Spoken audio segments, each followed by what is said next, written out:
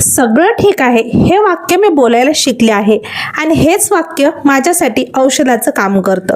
हाय, मी सपना. मी अमरावती जिल्ह्यात परतवाडा येथे राहते आणि घरगुती स्वयंपाकाचे कामं करते.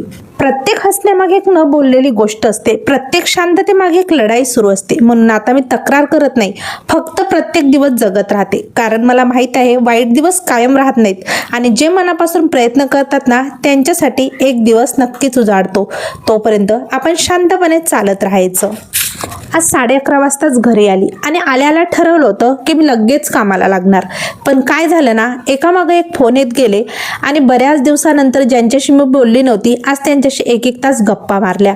मग कामं करायला मला 2 वाजले. उत्साह थोडा कमी झाला होता, पण म्हटलं सपना, थकून चालणार नाही, उठा आणि लागा कामाला. एकदा मी कामाला लागली की मग मला थांबताच येत नाही आणि मी थांबायचं नावही घेत नाही जोपर्यंत माझ्या मनासारखं नेटनेटकं काम होत नाही तोपर्यंत.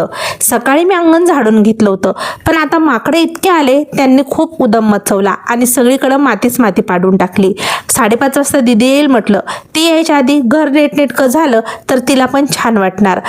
मी ना काल ब्लँकेट वगैरे सगळे धुवून घेतले आणि शिल्लकचे कपडे पण धुवून घेतले होते. आज माझ्याकडे कपडे कमी धुवायचे होते, जे आपले रोजचे तेच सगळे धुतले.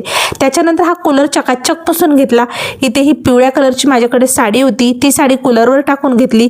थोडेसे दीदीचे बुकं वगैरे आहे ते नेटनेटके ठेवून घेतले. अलमारी आणखी मला आवरायची राहिलेली आहे. देवपूजा पण करायची राहिली. देवाच्या भांडे घासण्यासाठी पितांबरी आणून ठेवली. आता उद्या पाहू. हे हार आहेत ना, हे मी बऱ्याच दिवसाचे आणून ठेवले होते, ते पण एका पॉलिथिनमध्ये भरून ठेवले. त्याच्यानंतर म्हटलं बेडशीट वगैरे झटकून घ्यावी. माझ्याकडचे ना पिलो कवर खूप खराब झालेले आहे. आता नवीन पिलो कवर मी ऑनलाईन बोलून घेणार. पाहू शकता तुम्ही, सगळं घर आवरल्यानंतर वाटतंय ना चकाचक. तुम्हाला कसं वाटतंय मला कमेंट बॉक्समध्ये नक्की